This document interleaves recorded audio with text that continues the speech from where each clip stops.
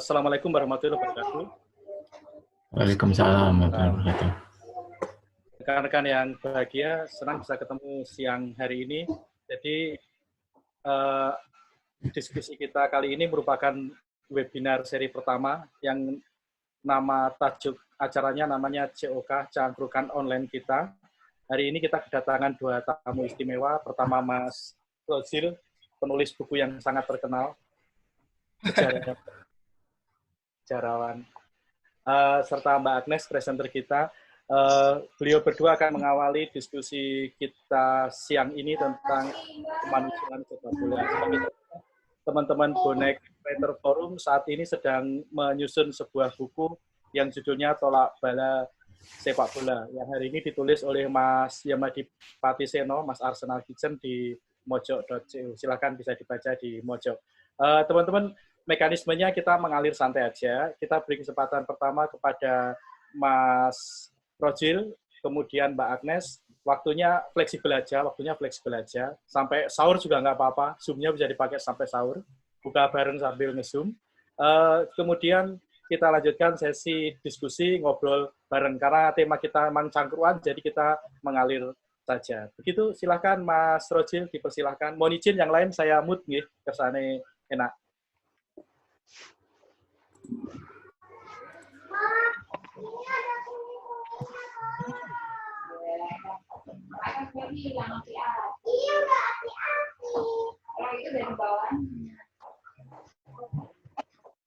Ya, terima kasih semuanya.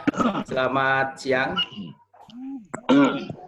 Sehat selalu untuk kita semuanya. Semoga kita hari ini mendapatkan berkah sehingga kita bisa cangkruan online ini kan ya. Hari ini kita akan membahas tentang aksi kemanusiaan seputar sepak bola. Sebetulnya kalau kita perhatikan sebenarnya BWF ini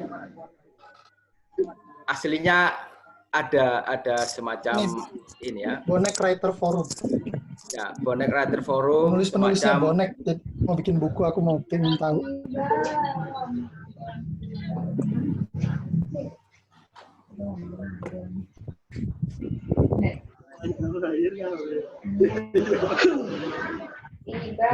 Halo.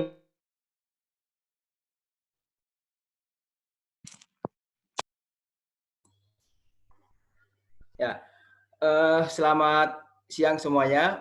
Hari ini kita akan membahas tentang bagaimana aksi kemanusiaan seputar sepak bola yang digagas oleh Bonek Writer Forum.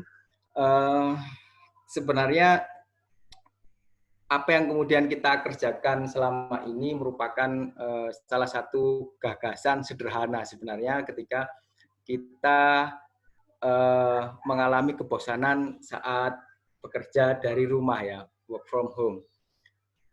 Sedikit tentang buku Tolak Bala ini sebelum kita membahas, terutama nanti saya akan lebih detail kepada tulisan saya, yang mana nantinya dikaitkan dengan aksi-aksi kemanusiaan. Nah, sebenarnya buku ini ditulis oleh 23 penulis yang semuanya merupakan anggota BWF dan ada berbagai macam gaya penulisan, ada medsos ya, jurnalistik, ada yang ngakademis ini kan ya, karena semuanya dari berbagai macam latar belakang yang berbeda-beda. Dan kemudian bencana-bencana yang terjadi di dunia terhadap sepak bola tidak hanya COVID-19, tetapi banyak bencana-bencana yang akan nanti ditulis oleh teman-teman semuanya di dalam buku ini, termasuk Heysel, Chernobyl, perang El Salvador, Manchester United, dan semuanya akan menjadi satu bahasan yang akan lebih spesifik.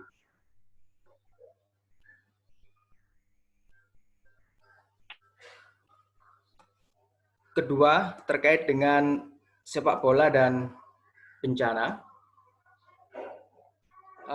Kalau kita perhatikan, bencana itu kalau dalam konteks ya definisinya sesuatu yang menyebabkan atau menimbulkan korban jiwa, dan ini pastinya membawa kesusahan, ada kerugian harta benda, kemudian pendapatan dari masyarakat berkurang dan lain sebagainya, termasuk penderitaan dan dampak psikologi.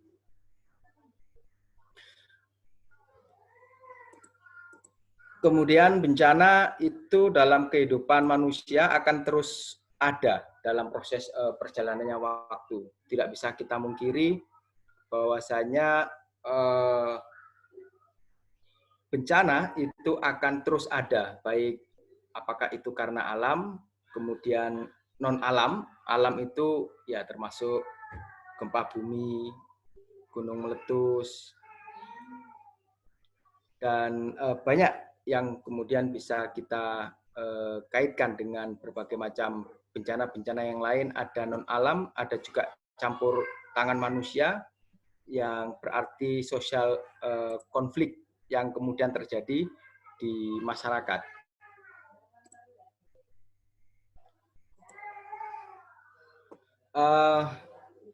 Sepak bola itu juga bisa menjadi sebuah bencana, manakala sepak bola itu menjadi sebuah peristiwa yang menimbulkan korban jiwa. Nanti di diskusi-diskusi selanjutnya bisa juga dijelaskan bagaimana sepak bola itu bisa menjadi bencana dalam COK yang kedua, ketiga, dan keempat. Nah, karena bencana ini menjadi sesuatu hal yang terus ada dalam perjalanan kehidupan manusia, maka ada semacam langkah, yaitu persiapan bencana, atau bisa dikatakan sebuah mitigasi, yang mana nanti mengurangi risiko bencana baik fisik maupun kesadaran bersama tentang bagaimana kita mempersiapkan, bagaimana kemudian kita menghadapinya. Dan yang terpenting adalah mengurangi risiko dari jatuhnya korban jiwa. Nah, sepak bola itu juga menjadi sebuah bencana manakala ketika terjadi konflik sosial, bahkan kerusuhan maupun kejadian-kejadian yang menimbulkan korban jiwa. Nah, nanti di diskusi selanjutnya ada juga mitigasi di dalam stadion yang kemudian harus diperhatikan dalam proses perjalanan atau penyelenggaraan sepak bola. Kemudian kalau kita lihat dalam proses perkembangan penyebaran SARS-CoV-2 ini ya, corona orang menyebutnya, corona jenis baru, ini memaksa sepak bola berhenti di seluruh dunia. Memang kalau kita lihat pada saat ini, sepak bola itu terpisah dari kebijakan sebuah negara, dan kebijakan sebuah negara, terutama kebijakan politik, tidak boleh mengintervensi dari sebuah federasi sepak bola dimanapun, dan itu peraturan yang ada dalam anggaran dasar statuta dari FIFA. Akan tetapi dalam konteks ini, kalau kita lihat negara dalam proses perjalanan demi kemanusiaan memaksa semua federasi olahraga termasuk dalam hal ini sepak bola untuk menghentikan liganya. Nah, jadi federasi sepak bola itu tunduk ya dalam tanda kutip terhadap kebijakan negara karena adanya virus corona ini. Nah, memang pada awalnya virus corona ini muncul di Wuhan, di Hubei, yang kemudian memaksa Chinese Super League itu berhenti pertama kali di bulan Februari. Sebenarnya mau dilakukan bulan Februari, tetapi kemudian dengan pertimbangan keadaan, kondisi yang darurat, maka dihentikan atau ditunda dalam waktu yang tidak ditentukan, termasuk nanti ke J-League, kemudian Korean League.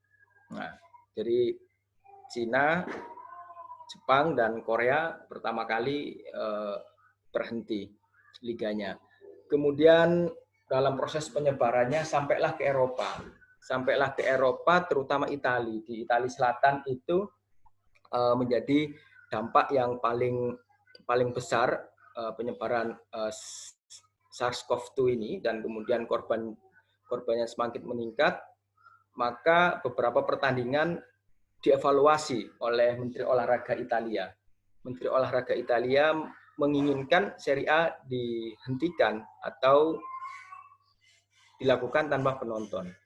Nah, ketika terus-menerus korban jiwa semakin banyak, tidak bisa terbendung, maka Liga Italia dihentikan dalam waktu yang tidak ditentukan sampai ketika Italia melakukan lockdown. Dan terakhir pertandingan Juventus melawan Inter Milan, yang mana pada akhirnya Dybala, kemudian Dani Rugani, dan kemudian Blaise Matuidi dinyatakan positif. Dan dari situ kemudian semua aware terhadap kondisi liga di Italia, termasuk juga nanti mengarah ke Spanyol, ke Prancis, Jerman, dan kemudian Liga Inggris. Nah, Liga Inggris mungkin yang paling terakhir ya, paling terakhir karena Perdana Menterinya Boris itu pada awalnya menginginkan adanya herd immunity, tetapi pada akhirnya juga di lockdown. Situasi itu juga terjadi di Indonesia ketika pada bulan Maret dan kemudian pemerintah menyatakan ada pasien positif ketika tanggal 1 itu, tanggal 1 Maret, dan 1 minggu setelahnya itu sebenarnya Persebaya akan bertanding melawan Persija, akan tetapi melihat kondisi, tapi saya rasa pertandingan itu bukan karena kondisi penyebaran virus corona yang lebih dahulu untuk dipertimbangkan, tetapi bagaimana persaingan yang sangat panas ya antara Persebaya dan Persija. Dan kemudian mungkin dalam pandangan saya nanti bisa didiskusikan dalam prakteknya supporter menjadi salah satu bagian yang menjadi sebuah pertimbangan karena rivalitas itu, dan pada akhirnya dengan pertimbangan juga penyebaran virus corona ini, maka pertandingan itu ditunda. Akan tetapi pertandingan yang lainnya masih terus berjalan, ya masih berjalan. Persib di Bandung masih berjalan, padahal kalau kita lihat ya kemudian ada pemain Persib yang kena COVID-19 tetapi dari Bali. Kemudian di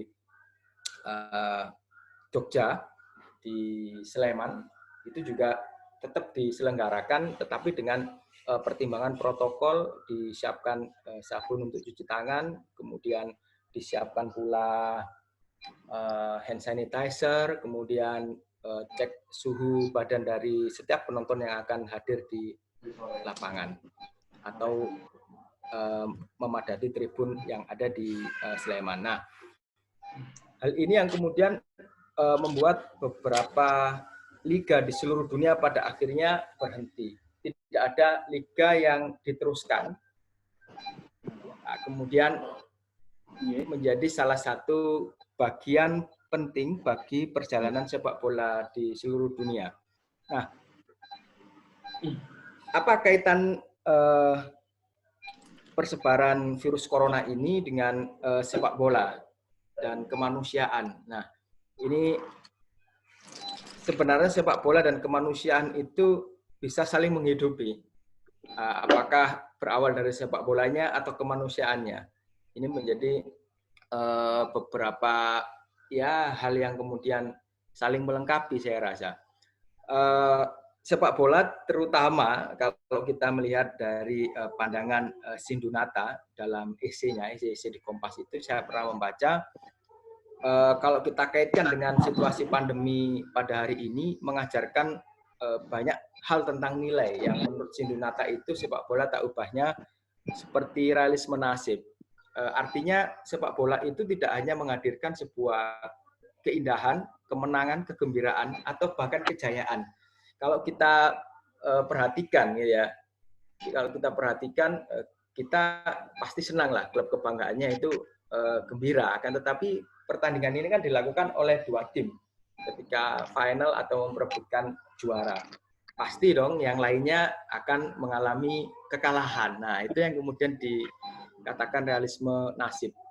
Tidak hanya keindahannya, tidak hanya kemenangannya, tetapi ada kekalahan, ada kesedihan yang juga mengikuti dalam satu waktu itu.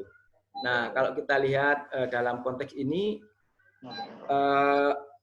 kita semua pasti mengalami sebuah hal yang hilang ketika sepak bola tidak ada. Terus terang saya biasanya tiap Rabu, tiap Sabtu, Minggu itu selalu nonton bola. Kita juga seringkali nongkrong di warkop-warkop untuk nonton bareng. Bahkan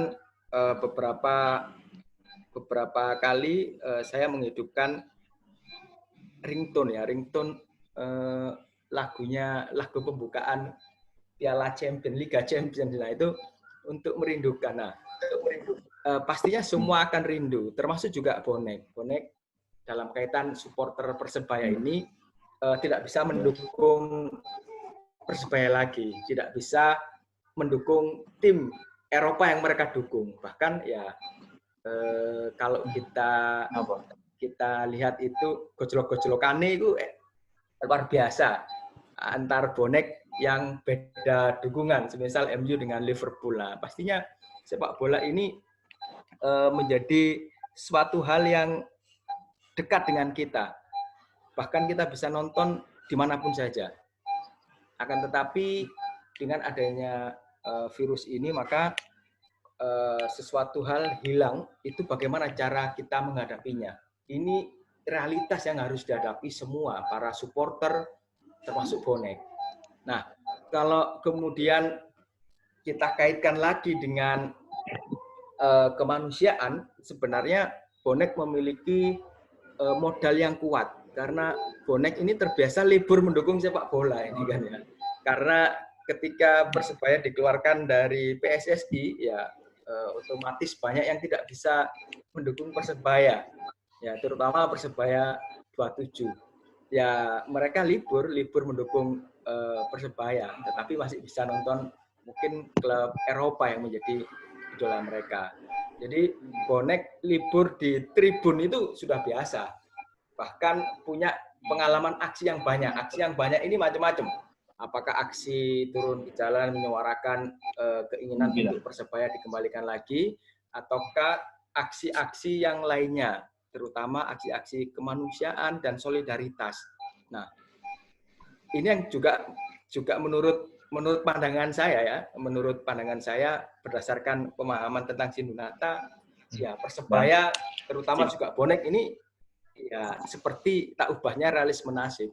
Ya, ada sebuah aksi yang sangat luar biasa, tetapi dalam sisi lain juga perlu terus untuk kemudian bisa menjadi supporter yang lebih baik lagi.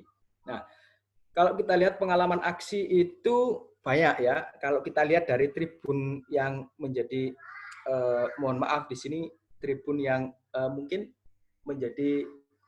kita bagi menjadi beberapa ya. Ada utara, ada kidul, ada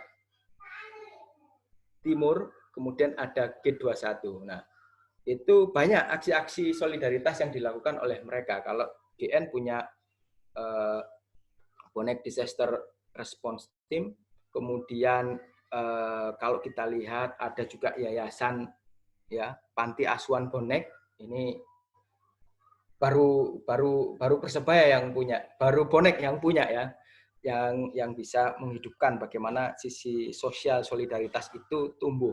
Meskipun banyak orang yang menganggap bonek itu masih liar, terutama dalam sudut pandang media. Kemudian bahkan dari G21 ya, BPBD mengapresiasi dengan piagam penghargaan bahwasanya ada bonek peduli yang membantu dalam proses gempa bumi, ya bencana-bencana di Palu semuanya bergerak ke sana, di Lombok semuanya bergerak di sana. Nah, banyak kalaupun salah satu tribun tidak bisa, maka mereka saling berkomunikasi menitipkan donasi dan itu kemudian diserahkan sebagai salah satu wujud aksi kemanusiaan yang dilakukan oleh bonek. Nah, kemudian modal itu yang menjadikan bonek itu dengan cepat ya merespon ketika penyebaran virus corona semakin meningkat di Indonesia. Tercatat mulai bulan Maret kedua, minggu kedua dan minggu ketiga banyak kegiatan-kegiatan yang dilakukan oleh tiap-tiap tribun. Kalau saya lihat, saya pantau dari sosial medianya dan kemudian juga di lapangan. Kalau kita lihat ada Green Note, ada Gate Joner 21, ada Tribun Kidul, ada Tribun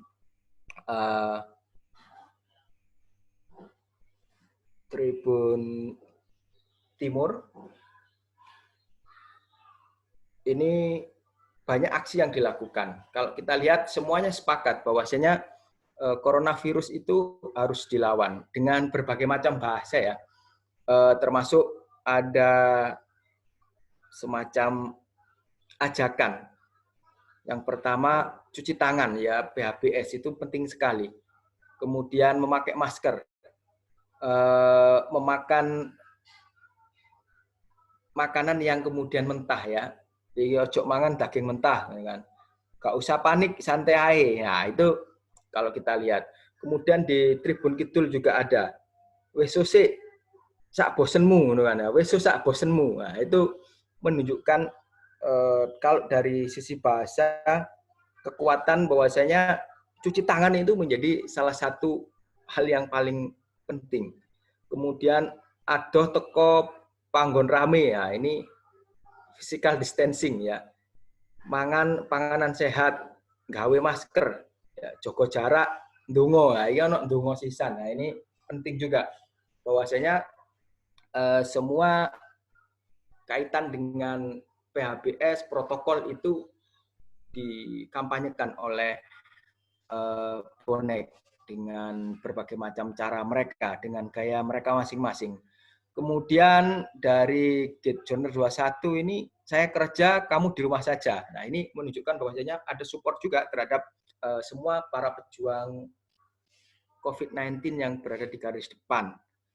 Ada juga semangat yang diberikan ketika ayo semangat para pejuang medis bersama menyelamatkan negeri dari virus corona COVID-19. Doa kami untuk kalian, ya kan, Tribun Kidul Surabaya. Kemudian disinfektan di beberapa lokasi.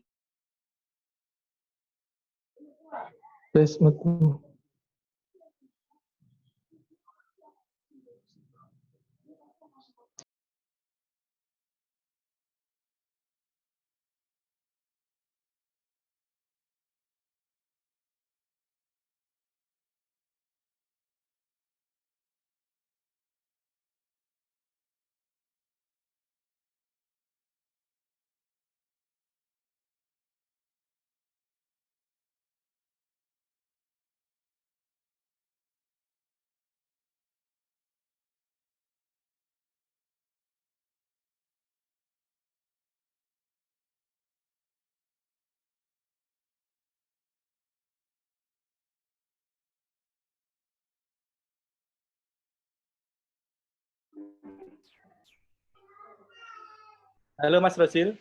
Ya, halo. Suaranya kok hilang?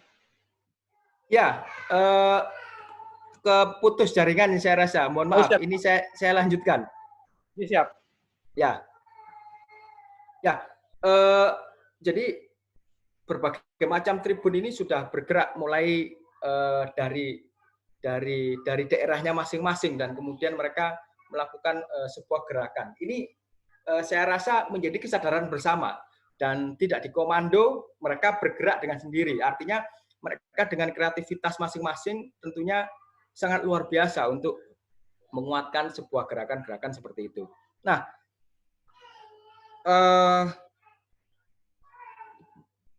ada juga dalam proses kegiatan ini, kalau kita lihat ya, mereka bangga sekali.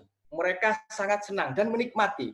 Bahkan dalam beberapa kaitan, kalaupun saya sempat untuk, kalau melihat ada kegiatan ya, kalau kegiatan yang dilakukan oleh bonek dan kebetulan saya ada di sana, bahkan semangat yang sangat luar biasa itu kadang juga berlebihan. Berlebihan artinya seperti ini. Mereka kepingin bergerak kemana-mana gitu kan, bergerak kemana-mana. Nah, itu akan lebih bagus kalau kemudian dikoordinasikan. Artinya tadi kan keinginan bersama-sama tumbuh dengan sendirinya. Nah, kalau kemudian nanti bisa saling berkomunikasi antar komunitas itu akan menjadi masif gerakannya. Nah, kalau kita perhatikan dari tulisan Sahputra ya di buku Pemuja Sepak Bola ya, kisah kuasa media atas budaya ya, Sahputra Iswandi, ada kegilaan dan juga aktivitas fans memiliki pola yang dapat dibaca sebagai sebuah upacara ya atau ritual. Jadi sesuatu hal yang terus-menerus dilakukan dalam sebuah ya pandangan modernitas ini ya.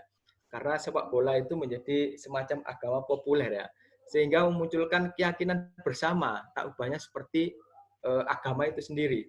Yang setiap anggotanya akan merasa bahagia ketika melakukan ritual-ritual itu. Nah, coba kalau kita lihat ketika ritual Song for Pride atau lagu anthem, bahkan itu mereka seakan-akan ingin menangiskan atau menitikkan air mata, atau mungkin melakukan selebrasi dengan flare atau selebrasi yang lainnya. Mereka melakukannya itu dengan sangat-sangat senang. Dan bahkan mereka ekstase ketika menyanyikan atau mendukung tim kebanggaannya ketika berada di tribun. Hilang ingatan yang lainnya tertuju kepada sepak bola. Ada kebahagiaan di situ. Seperti ritual agama, ketika kita tidak melakukannya, kita akan merasa tidak nyaman ya, tidak terus merasa gelisah. Ya seperti orang kalau beribadah itu menghilangkan kegelisahan, menjadikan hati yang tenang. Jadi kalau beribadah itu tidak menjadikan hati tenang, itu perlu mengaca ibadahnya mungkin kurang pas gitu ya. Nah, termasuk sepak bola ini, ritual-ritualnya membuat mereka sangat bahagia. Dan itu dilakukan oleh bonek ya, tidak hanya ketika mendukung pertandingan. Tidak saat mereka berada di tribun, tetapi di luar tribun mereka menjadi supporter yang memiliki ritual-ritual lain yang itu berkaitan dengan kemanusiaan. Bolehlah orang mengatakan sepak bola itu 90 menit berjalan, selesai. Tetapi hal yang berkaitan dengan sepak bola itu tidak selesai dalam 90 menit, tetapi itu bisa dibawa pulang ke rumah, gitu ya. Muhammad Salah never give up. Wah, itu sampai banyak Liverpoolian membawanya ke rumah ya. Vino Alavine ya, itu luar biasa yang dilakukan. Termasuk one for all for one ya. Ini kalau saya mengingat tahun 99 MU itu sangat luar biasa ya. One for all one. Nah, itu menjadi sebuah hal yang dilakukan tidak hanya ketika mereka melihat tontonan, tetapi ketika berada di kelas, berada di rumah, berada di tempat permainan, ya selalu terbawa semuanya. Nah, itu menjadikan bahwasanya sepak bola ini semacam sihir yang magisnya ini bisa masuk kemana-mana. Nah, kesedihan karena penyebaran virus corona di seluruh dunia memang menjadi pengalaman berharga bagi bonek dan juga supporter yang lainnya di mana saja mereka berada. Dan karena punya modal yang kuat dengan kegiatan-kegiatan atau aksi di luar lapangan, maka bonek dengan cepat ya bisa merespon bahwasanya mereka turut memberikan sumbangsi dalam bentuk aksi kemanusiaan Dan spirit itu harus terus dihidupi untuk masa depan yang lebih baik. Kita semuanya pasti menginginkan keadaan ini cepat reda dan semua bisa menikmati, merayakan kembali hingar sepak bola dengan berbagai macam ritusnya, yang itu kalau di Liga Indonesia tidak hanya tiap minggu, tetapi tiap hari gitu kan ya. Luar biasa memang Liga Indonesia. Kalau kita lihat ritus-ritus itu, ritual-ritual yang dilakukan oleh supporter itu sangat unik dengan ciri khas mereka masing-masing di tiap-tiap identitas supporter yang mereka jadikan sebagai salah satu kegiatan-kegiatan baik di dalam lapangan maupun di luar lapangan. Itu yang kemudian bisa saya sampaikan, nanti lebih banyak diskusi dan Mbak Agnes juga nanti akan bisa menguatkan ya, karena saya sudah membaca artikel dari Mbak Agnes bahwasanya sepak bola tidak hanya selesai ternyata di sepak bola, tetapi bisa menjadi membawa semangat, spirit, atau itu bisa beralih kemana-mana, termasuk nanti yang akan dijelaskan oleh Mbak Agnes. Itu dari saya, nanti kalau ada pertanyaan atau kita lebih banyak atau mengkritisi atau memberikan masukan dan berdiskusi, itu dari saya. Terima kasih. Ya, terima kasih kembali Mas Rojil, kayak kuliah. Selanjutnya kepada Mbak Agnes.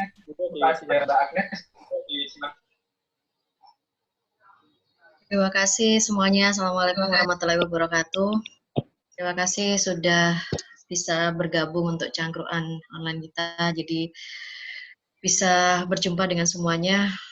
Jujur mungkin ya boleh dibilang saya kalau dibilang masalah sepak bola boleh dibilang yang tidak terlalu expert lah dibanding semuanya yang ada di sini.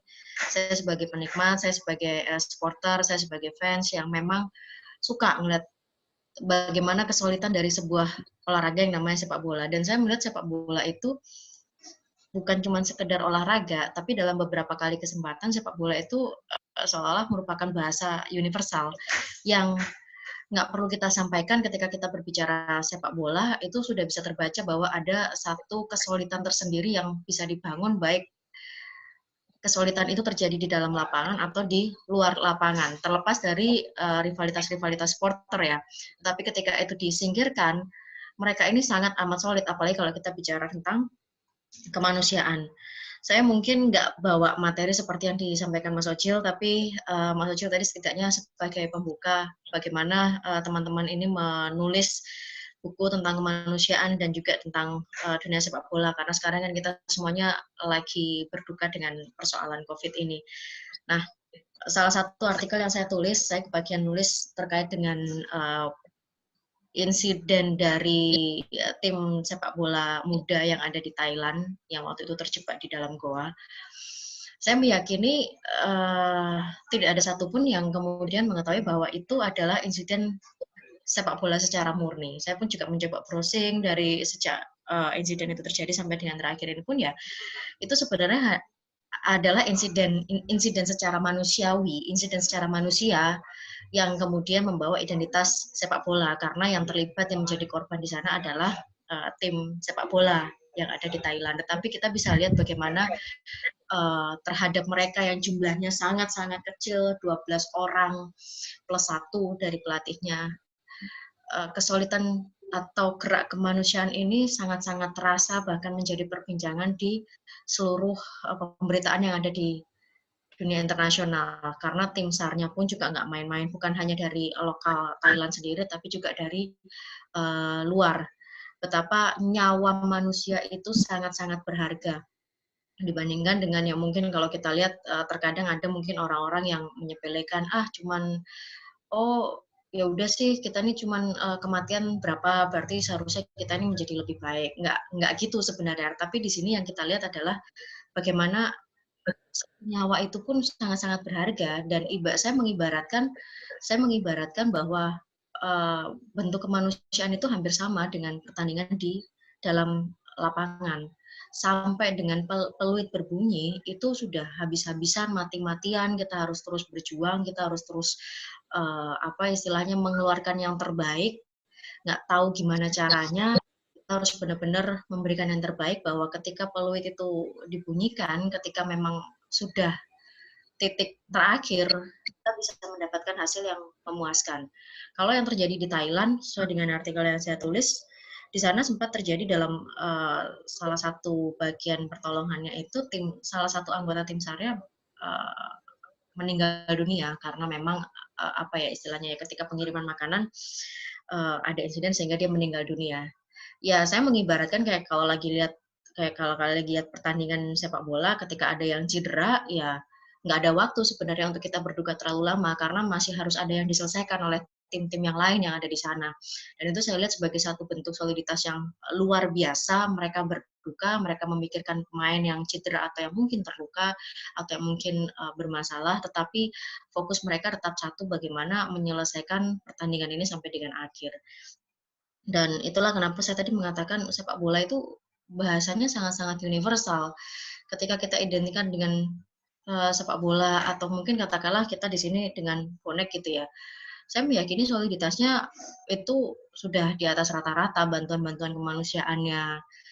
Seperti yang tadi sudah disampaikan oleh Mas Ojil, ada banyak teman-teman bonek dari masing-masing lokasinya itu sudah bergerak memberikan masker, kemudian juga memberikan edukasi, dan itu menjadi salah satu identitas bahwa sepak bola itu berbicara tentang kesulitan, sepak bola itu berbicara tentang kebersamaan. Bukan hanya ketika kita berbicara, oh bencana itu karena sepak bola, tetapi sepak bola ini adalah sepak bola ini adalah bagian yang terdampak dari bencana tersebut. Nah, gimana caranya kita bisa membantu menyelesaikan dampak tersebut? Tidak semata-mata hanya untuk insan bola saja, tetapi juga untuk mereka-mereka yang ada di luar sana.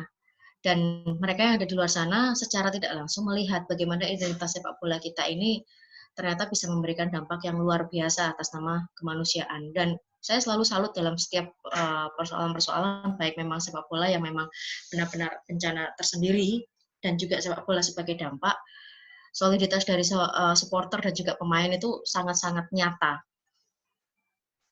Sehingga bisa dirasakan oleh kita yang memang orang yang fansnya sepak bola maupun yang mungkin hanya sekedar melihat gitu.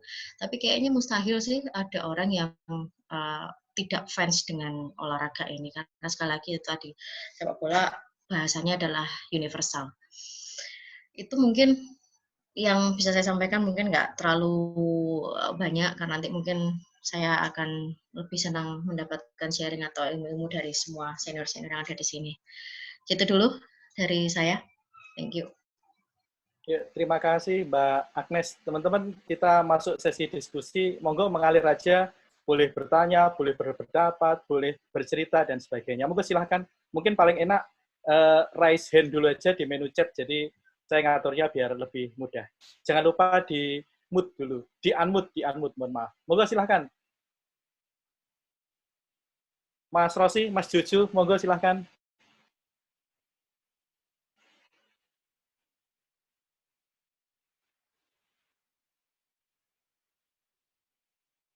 Monggo teman-teman, Mas Mbak.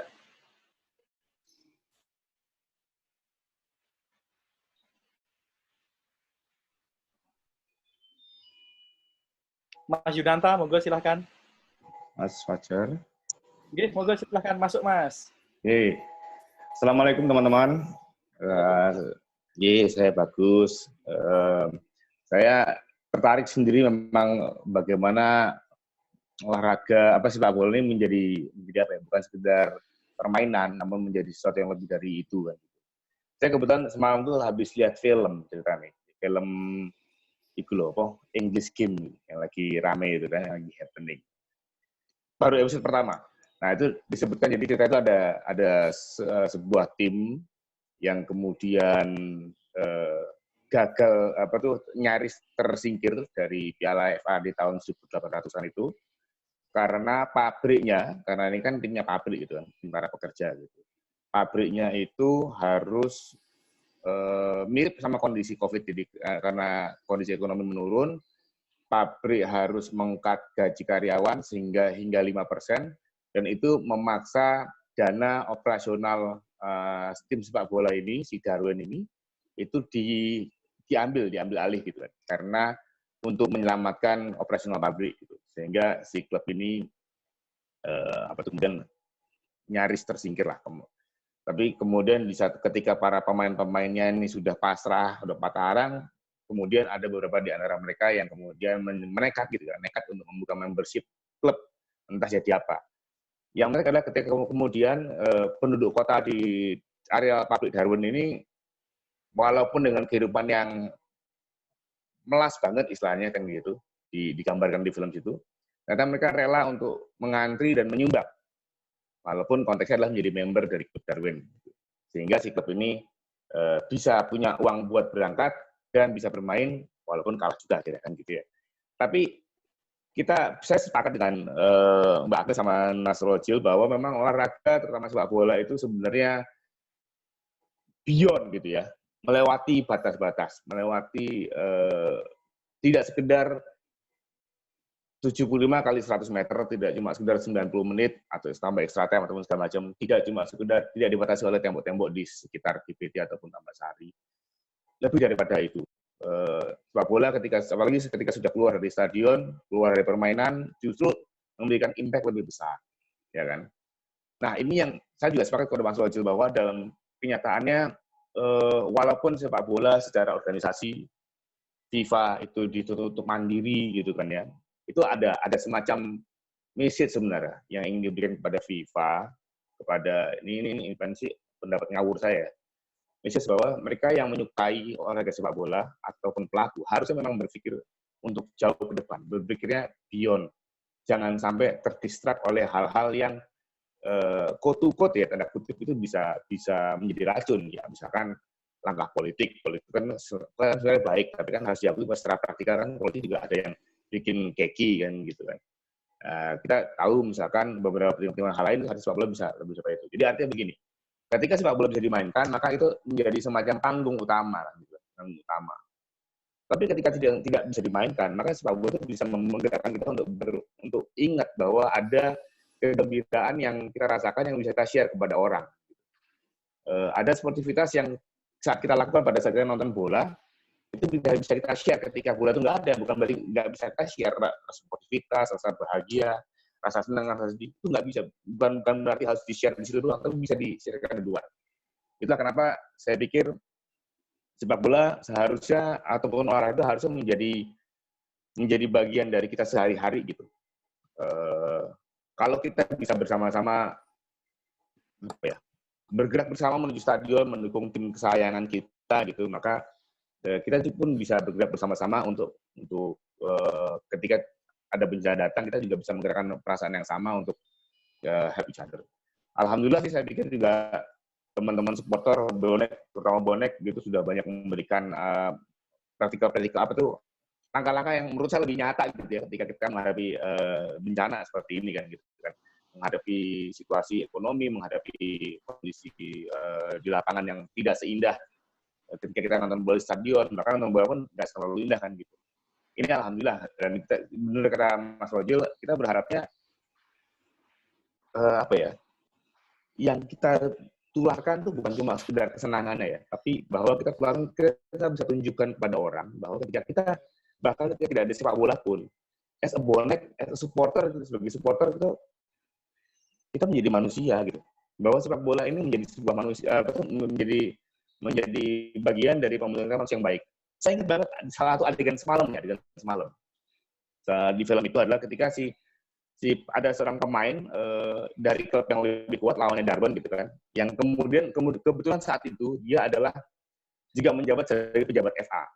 Itu Inggris tahun 1800-an gitu kan.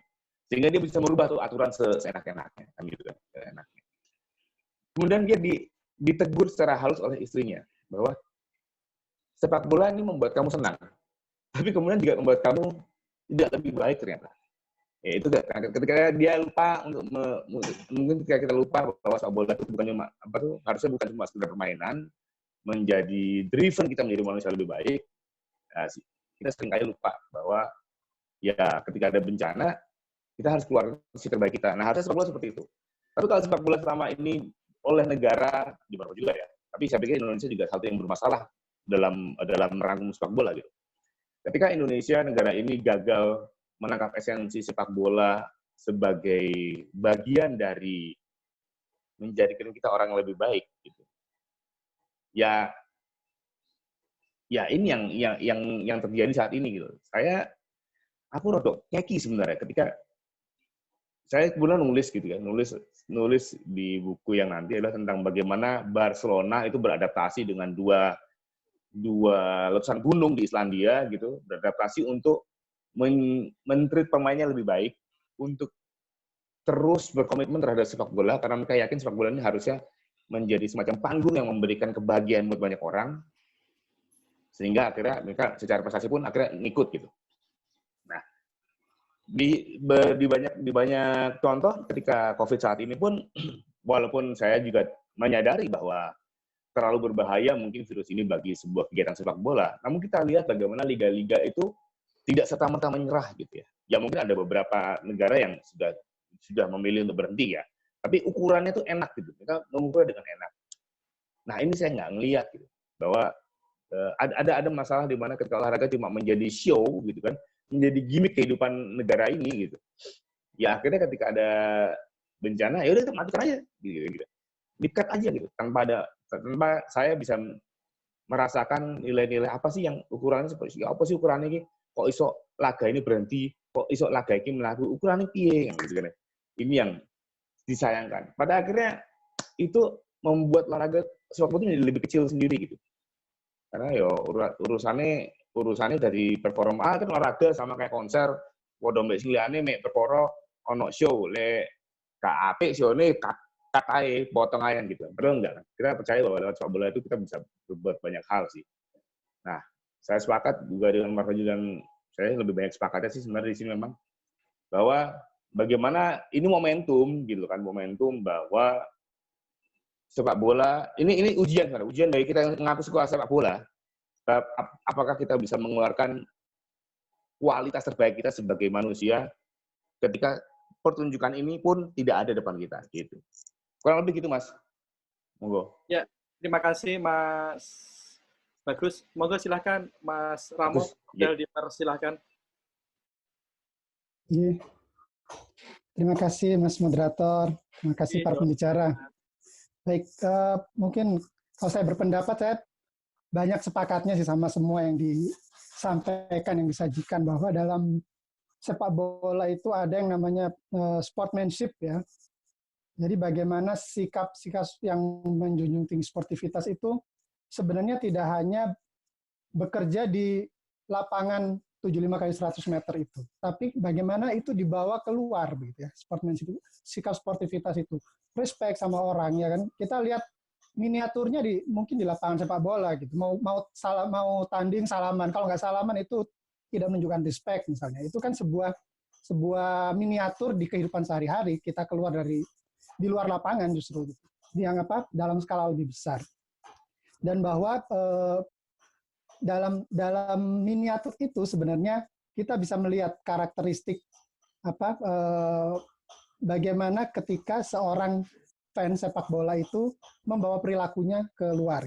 Jadi kalau misalnya dia solidaritas, tim kesayangannya menang, dia bergembira gitu, mungkin hampir tidak ada batasan kan, sama-sama manusia gitu. Saya ingat pernah waktu kebetulan saya sedang di Bandung, ini sedang sekolah di Bandung. Lalu Persebaya main lawan PSMS ya, final ya. Pas saya di Bandung, pas lagi kosong, langsung saya berangkat tuh ya ke sana. Ya di situ kan ketemu biasa ya, semua banyak orang kita nggak tahu. Ketemu di sana, sudah gue rangkulan siapa aja kiri kanan rangkulan, pokoknya ini ya bukan ceweknya orang gitu. Gitu ya, senang gitu. Jadi berbagi kesenangan, berbagi kegembiraan. Dan ketika pertandingan berakhir, PSMS unggul waktu itu, terus kita kampungian, terus kita menang gitu. Dan kesenangan itu dibawa sampai keluar lapangan gitu. Jadi, nah sebenarnya kesenangan energi ini energi positif ya. Kita senang gitu, kesenangan. Nah yang khawatirkan itu kan sebenarnya yang jadi bencana itu ya, ketika energi kalah itu energi negatif dibawa ke luar lapangan jadi destruktif gitu kan ya, destruktif.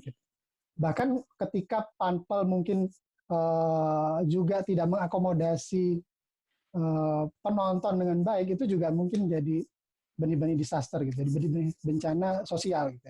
Jadi, nah terlepas dari spektrum bencana yang banyak itu, ada yang bencana sosial, ada yang bencana alam gitu ya. Kita lihat bahwa teman-teman di Bonek itu punya sifat yang sebenarnya itu bibit sportsmanship-nya sudah ada gitu ya. Jadi oh ini orang dimanapun kalau ada bencana, ada ya itu solidaritas sebagai sesama manusia, itu yang dibangun gitu. Dan itu saya rasa hidup di kalangan teman-teman itu sudah yang mencintai olahraga gitu ya. Bahkan apapun, mendukung apapun itu, kalau dia benar-benar mencintai olahraga, saya lihat itunya akan tumbuh dengan baik gitu, sportsmanship-nya. Dia akan menjunjung tinggi respect sama manusia, itu ada gitu. Sehingga ketika hal-hal seperti itu diciderai dalam olahraga ya, kita akan lihat kan, kita ingat waktu yang pendukung Real Madrid ya, champion tahun lalu salah digebugin sama siapa namanya, di tackling keras sama Ramos gitu, terus kita kecewa. Itu kan sebenarnya menunjukkan bagaimana sportsmanship ketika dicederai, kita dengan mudah ini orang ini gimana sih gitu ya, kualitasnya seperti apa sih gitu. Tapi pada akhirnya kita kembali ke bagaimana tindak tadi yang diangkat sama Mas Rozil tadi ya, Bonek Response itu sangat menarik gitu, menunjukkan sisi-sisi bonek di luar lapangan gitu ya. Dan kalau lebih terstruktur untuk merespon bencana gitu, yang spektrumnya luas tadi, itu saya rasa akan sangat baik gitu. Mungkin itu komen aja. Terima kasih. Ya, terima kasih Mas Ramo. Moga selanjutnya Mas Rosi, modal dipun persilakan. Mood-nya Mas, mood. Baik, terima kasih waktunya Mas Moderator. Jadi ketika, sedikit berbagi cerita aja, jadi ketika kemarin diajak teman-teman untuk menulis buku itu, dengan tahu temanya bencana dan sepak bola, saya langsung menyatakan oke dengan berbagai pertimbangan gitu. Jadi saya melihat banyak sisi kemanusiaan sebenarnya dalam sepak bola itu. Saya masih ingat waktu kecil dulu itu ketika nonton Persebaya di Tambakasari. Saya kalau nggak salah sekitar umur 5 tahun atau 6 tahun. Kecepit-kecepit gitu, itu banyak penonton lain yang menolong, ikut menggendong ke atas gitu. Jadi ketika bapak saya gendong adik saya dituntun jalan bawa radio. Nah itu ada orang penonton lain yang bantu gendong gitu.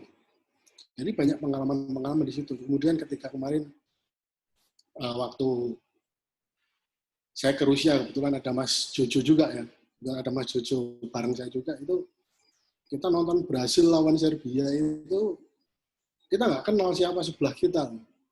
Tiba-tiba ketika gol aja kita peluk. Padahal nggak tahu kita dukung yang mana ya waktu itu. Pokoknya ada gol kita peluk aja gitu. Kemudian ketika selesai pertandingan, tiba-tiba ada yang minta jersey-nya Mas Jojo waktu itu, pakai kaosnya Persepam Madura United ya nggak salah, diminta supporter Brasil bertukar. Jadi artinya banyak sisi kemanusiaan di situ. Dan kebetulan kemarin waktu proses pembuatan buku itu, saya ingin sekali nulis tentang Chernobyl, dan itu momen yang pas, saya nemu momen yang pas menuliskan tentang antara Chernobyl dan sepak bola gitu. Mungkin itu dulu Mas Moderator, bisa disambung teman-teman yang lain, nanti bisa gabung lagi. Terima kasih.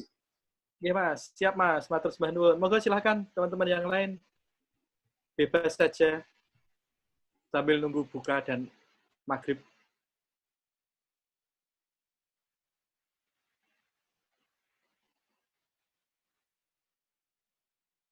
Mas Yahya, moga silahkan kalau mau masuk, bisa bercerita dari sisi yang berada di pinggir lapangan.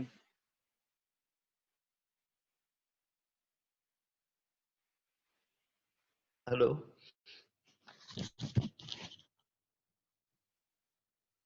Oke, halo.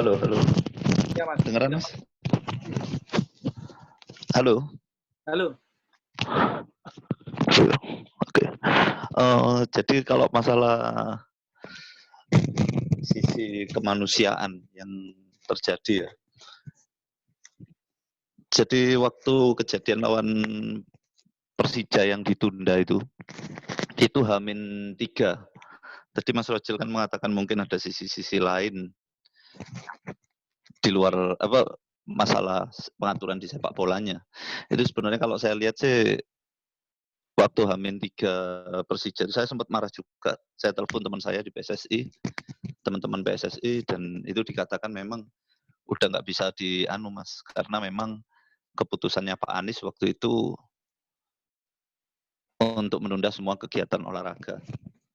Yaitu ya oke lah, dengan alasan kemanusiaan, akhirnya kami tim Persebaya tidak terlalu kita tim Persebaya nggak terlalu ngamuk lah, nggak terlalu marah lah, karena ini udah urusannya dengan kemanusiaan.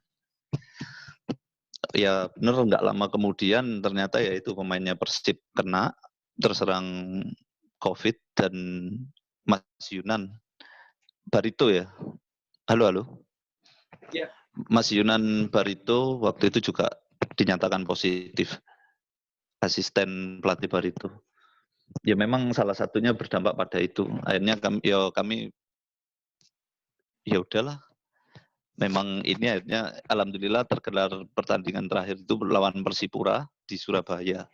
Setelah itu diputuskan semuanya berhenti. Nah, ketika diputuskan semuanya berhenti, kebetulan saya membawahi teman-teman Elite Pro Academy, di Elite Pro Academy. Semua elemen Elite Pro diberhentikan juga. Nah, waktu itu kami berkumpul, ayo bareng-bareng, ya apa caranya kita tetap bekerja untuk kemanusiaan. Ya kebetulan juga banyak yang bergabung di bonek BDRT. Di BDRT yang kemarin bergerak bergerak awal lah, paling awal itu BDRT kemarin yang bergerak. Jadi ketika BDRT bergerak, itu targetnya adalah memberi, selain waktu itu menyemprot disinfektan, kami memberikan masukan. Nah, waktu itu anak-anak Elite Pro semuanya saya arahkan untuk teman-teman official yang ada di Elite Pro diarahkan untuk ikut membantu di BDRT yang waktu itu bergerak awal. Terus kemudian sampai detik ini pun ya kami masih bergerak, intinya masih bergerak terus teman-teman official yang ada di Elite Pro Academy. Jadi kalau bisa dikatakan bahwa sepak bola ini adalah pemersatu, sepak bola ini adalah menyangkup semua aspek, terutama kegiatan-kegiatan di luar sepak bola ya. Ya semoga terus menjadi pemersatu lah, seperti itu sepak bola ini. Mungkin itu aja dulu saya, Mas. Ya, terima kasih Mas Yahya. Monggo, Mas, Mbak, rekan-rekan semua, dulur-dulur semua yang mau masuk silahkan mengalir aja karena tema kita memang cangkruan.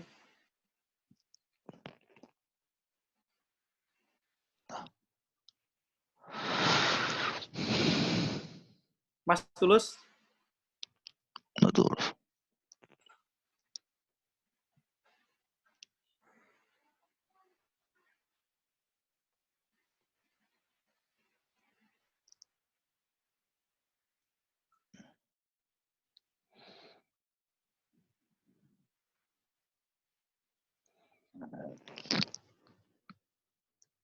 Monggo Mas, Mbak, teman-teman, Mas Andi, Mas Yudi, semuanya juga maaf tidak bisa menyapa satu persatu. Kalau nggak ada yang maju ditunjuk aja, Mas. Tunjuk aja. Marvel ditunjuk, Marvel. Kayak dosen gitu loh.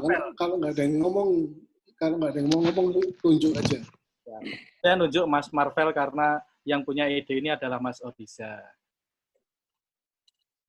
Monggo Mas Odisa. Wah.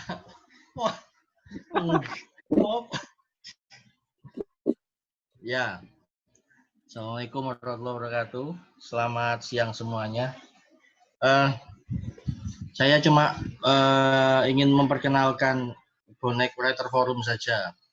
Mas Jun, Mas Fajar. Jadi kebetulan sini partisipannya cukup banyak, 52 orang. Jadi sekalian saya mungkin perkenalkan tentang Bonek Writer Forum. Jadi Bonek Writer Forum ini dibentuk pertama kali pada 6 Desember tahun 2017. Jadi awalnya kita cuma iseng-iseng saja. Jadi waktu itu ini berangkat dari fenomena, sebenarnya berangkat waktu ketika Persebaya dibisukan oleh PSSI ya.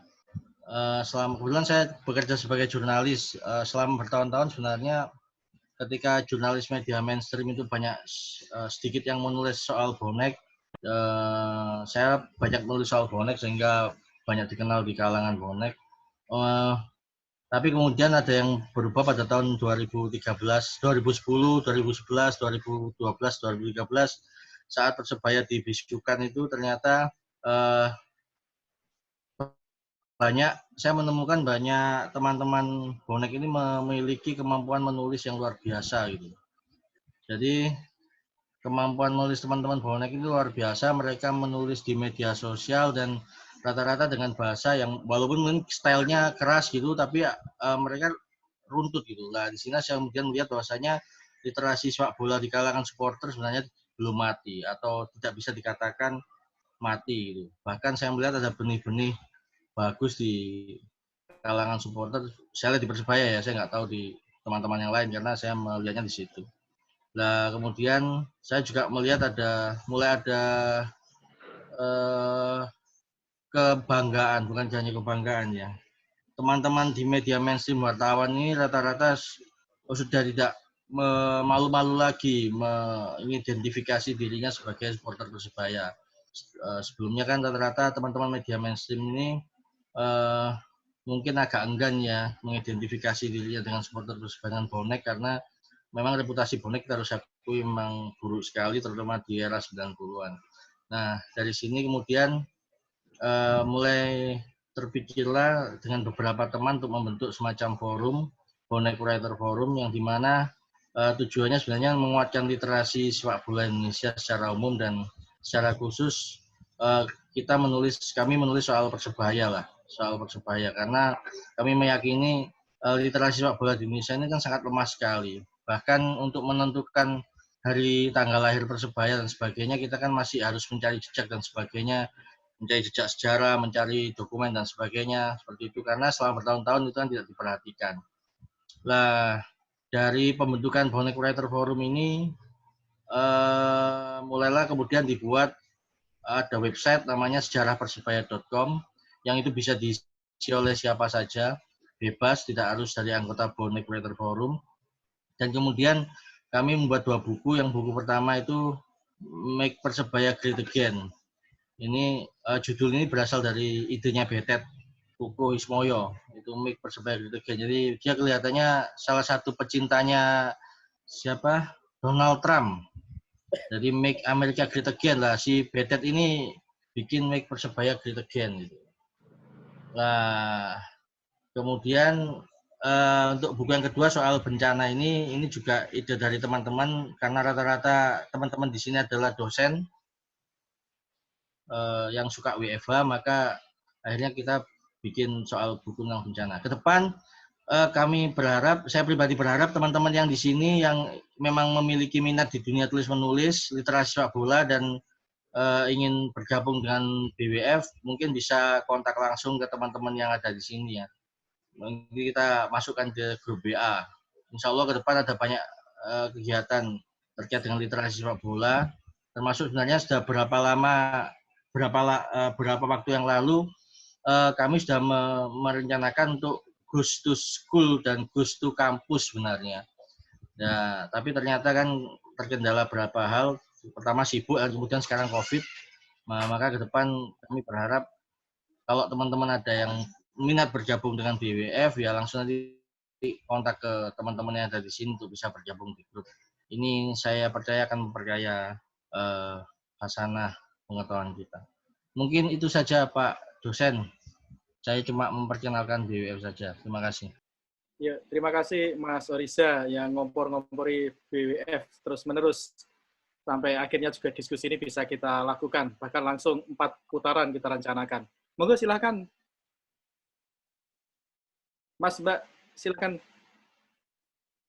Saya minta Mas Oriza aja yang menunjuk ganti. Monggo Mas, nunjuk siapa Mas? Kayak main.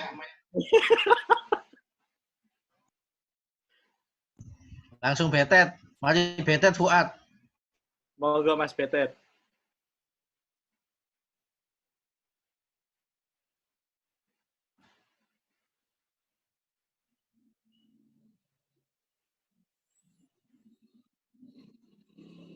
Betet. Betet. Betet. Betet gak ada Betet. Opsi 2 Mas, opsi 2. Monggo silahkan. Di sini ada banyak teman-teman sebenarnya yang saya yakin. Bagaimana Cak Tulus? Ini Cak Tulus ikut ya? Cak Tulus ya? Ikut. Oh ya, Cak Tulus saja, Cak Tulus. Coba Cak Tulus. Cak Tulus kita berbagi lah. Halo, Assalamualaikum. Waalaikumsalam. Alhamdulillah. Suaraku tak pikirin nggak kedengaran tadi suara saya.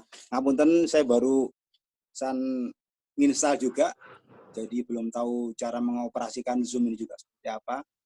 Langsung aja trial error, ternyata bisa. Matur nuwun undangannya. Perkenalkan, buat yang belum tepang, saya Tulus, domisili Jogja. Ada beberapa nama yang sini saya juga baru pertama kepanggih secara wajah ya. Ada Mbak siapa itu, Mbak siapa itu. Mengoperasikannya juga ini saya masih bingung. Terus gimana Mas Fajar Jun? Saya bisa sharing apa ini? Monggo, bebas Mas. Sesuai dengan perintah Pak Ketua, Pak Oriza. Iya. Kemarin tuh saya sempat merangsang Mas Obed sebenarnya ketika saya ingin tuh ada teman-teman yang senang di dunia jersey, senang desain grafis itu untuk mulai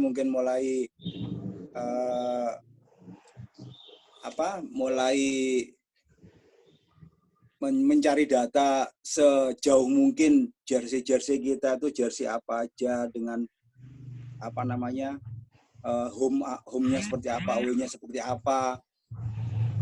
Itu juga kemarin sempat men-trigger Mas dosen Obed itu. Semoga kita bisa membuat seperti itu. Karena saya sendiri juga kadang tuh tidak tahu jersey kita ini berapa banyak, yang dipakai itu berapa saja, yang tidak dipakai itu apa aja. Sebagai contoh, jersey waktu kita kembali dari tidur panjang itu 2017 itu mungkin ada berapa? 5 atau 6 jersey. Jersey home, jersey away, terus jersey buat latihan, jersey kipernya juga mungkin ada 3. Itu juga saya rasa belum terdokumentasikan dengan rapi, dengan resmi.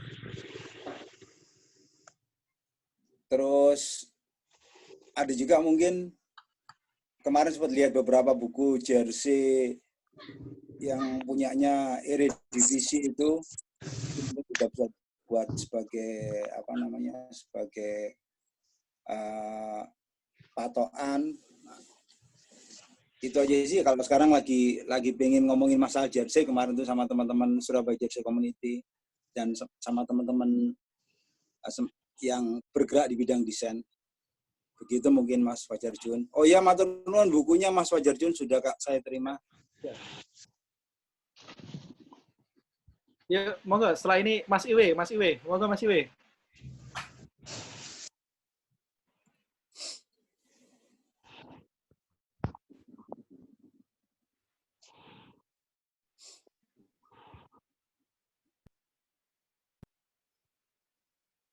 Halo, kedengaran?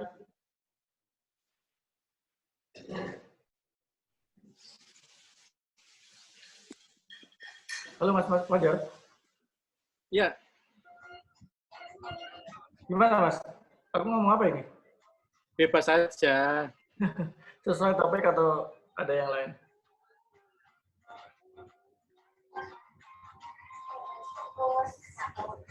Mas Dana atau Mas Dana dulu, silakan. Mas Ipung.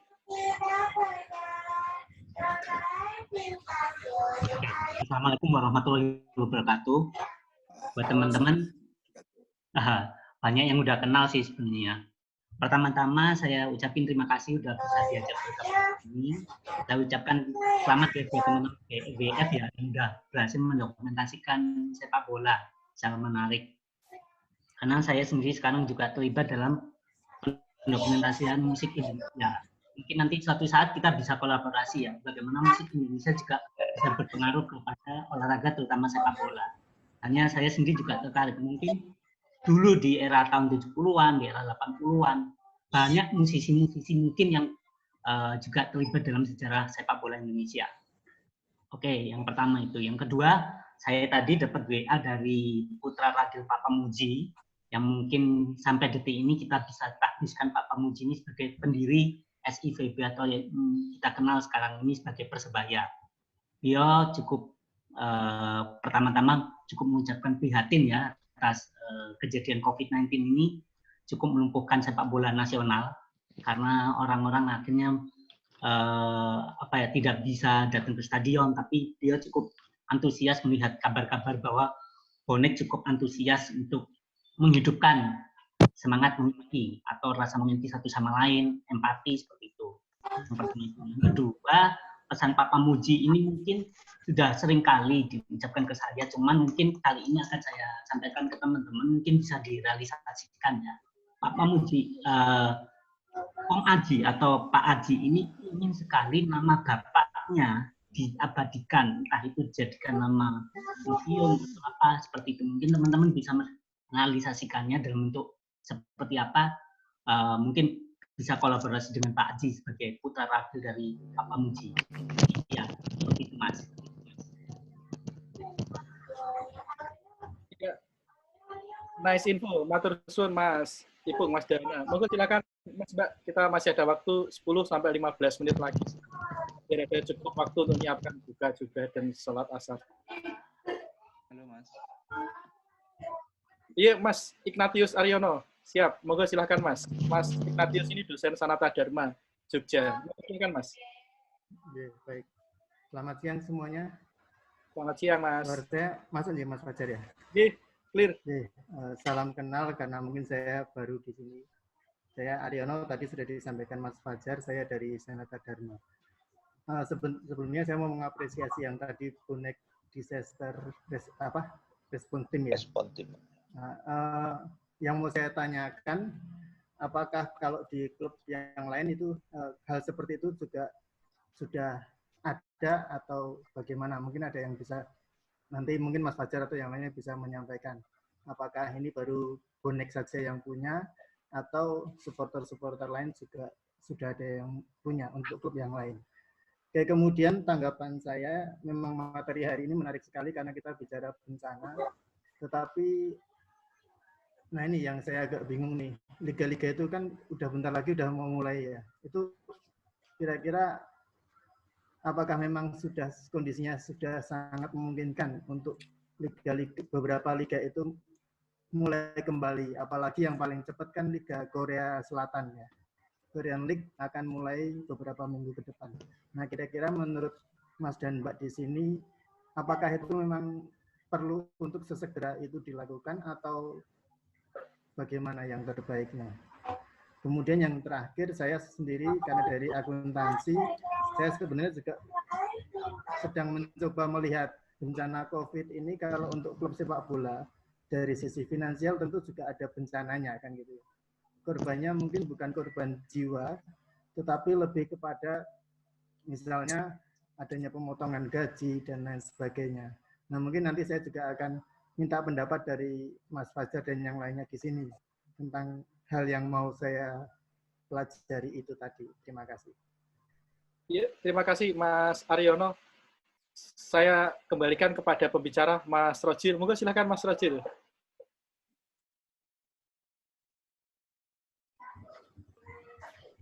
Ya, terima kasih. Saya rasa sangat luar biasa sekali tanggapan-tanggapan dari teman-teman semuanya yang ya saya rasa pastinya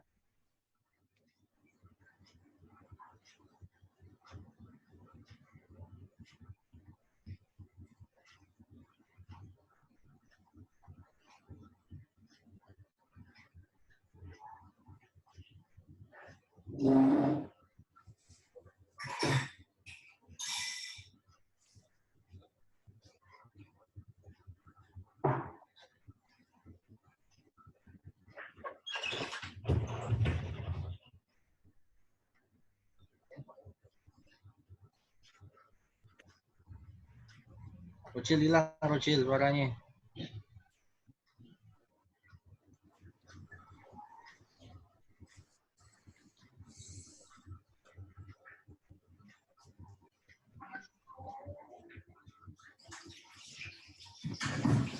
Rocil hilang. Jil, Pak Jil. Mas Ocil hilang Mas, suaranya Mas.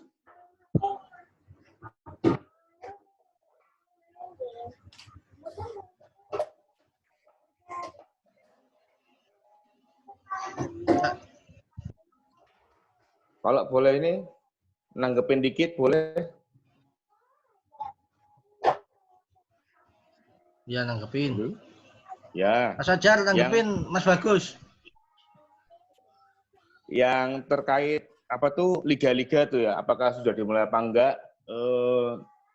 Ya memang sih kalau dari kacamata Indonesia kan kayaknya memang susah ya untuk dilakukan ya, karena yang menurut saya gini, salah satu kenapa mereka berani melanjutkan kompetisi itu karena setidaknya mungkin menurut mereka sudah punya ukuran gitu ya, sudah punya ukuran kalau dilanjut itu protokol seperti apa, gitu. Punya ukuran bahwa wabah ini di negara masing-masing itu mereka sudah lebih tanda kutip nggak panik untuk apa tuh menyambut katakanlah efek sampingnya begitu. Jadi seperti kayak saya baca ya berita di Inggris itu ya memang sih mungkin alasannya lagi-lagi adalah ada uang di balik itu ya. Tapi kita lihat Inggris sangat concern karena dia pikir dia harus membuat masyarakatnya itu semacam bergerak gitu ya, punya optimisme dan salah satunya dengan menggerakkan kembali aktivitas olahraga.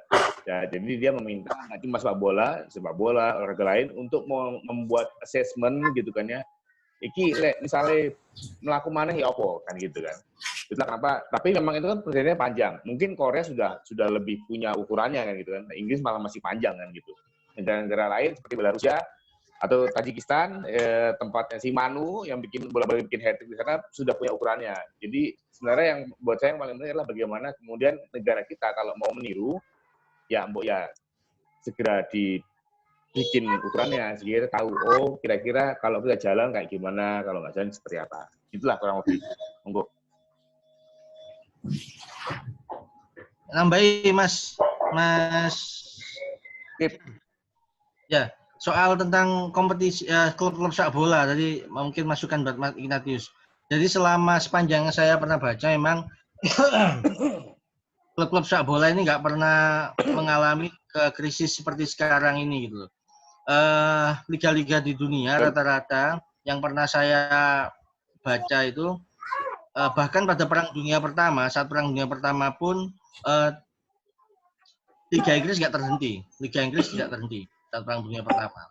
Saat Hitler berkuasa di Jerman dan saat itu stadion-stadion di Jerman dijadikan taman bermain dan sebagainya itu juga tidak terganggu. Hanya Perang Dunia Kedua yang kemudian membuat kompetisi terganggu reguler. Tapi sebenarnya seperti di Inggris, saya contohkan di Inggris, walaupun kompetisi reguler itu terganggu, tapi sepak bola tidak berhenti sama sekali karena ternyata menurut catatan di Inggris itu mereka masih boleh bermain. Jadi klub-klub ini masih bermain, cuma juaranya ini kemudian tidak dihitung ya, tidak dihitung. Jadi klub-klub ini bermain dan pemain-pemainnya, misalnya begini, ada pemain si A nih, dia itu pemainnya MU misalkan, tapi karena kemudian dia ditugaskan untuk di barak, misalkan di barak di Blackpool, atau kemudian dia bermain di mana, di Sheffield, ditugaskan sebagai tentara di Sheffield, maka dia diperkenankan untuk memperkuat klub Blackpool maupun Sheffield, walaupun statusnya dia adalah pemain MU gitu. Nah, pertukaran permainnya kemudian membuat sepak bola di mana di Inggris pada masa Perang Dunia Kedua itu tetap berjalan. Bahkan kalau kita mau lihat ada beberapa data, saya punya buku soal sejarah sepak bola Inggris dan tabulasi klasemennya, mereka masih memainkan itu, jadi masih ada walaupun tidak diakui sebagai juara karena dianggap hanya supaya sepak bola di Inggris tidak mati, itu kompetisinya tetap ada, tapi tetap bermain. Nah, problemnya adalah kemudian ketika ini berhadapan dengan virus, maka sepak bola Inggris harus sepak bola dunia bukannya Inggris itu harus melakukan adaptasi. Nah, proses adaptasi ini yang kemudian sampai hari ini kita masih belum tahu, termasuk dalam hal finansial. Dalam hal finansial nih, karena kenapa? Oke lah, katakanlah sekarang beberapa klub itu, beberapa negara itu kemudian menghentikan kompetisi, ya kan? Seperti Belanda, dia menghentikan kompetisi yang anehnya, tapi kemudian minta mau ngirim ke Liga Champions dan Liga Eropa, padahal kompetisinya dihentikan. Seharusnya kalau dihentikan berarti avoid, berarti kan tidak ada kompetisi. Nah, problemnya adalah kalau kemudian kompetisi hari ini dihentikan, maka bagaimana dengan tahun depan? Bagaimana dengan 2 tahun lagi? Bagaimana dengan 3 tahun lagi? Karena kalau kita belajar dari flu Spanyol tahun 1920, sebenarnya kan flu wabah ini kan tidak akan selesai dalam jangka waktu hanya setahun gitu. Bahkan proses adaptasi terhadap wabah ini itu akan membuat masa yang kita alami pandemi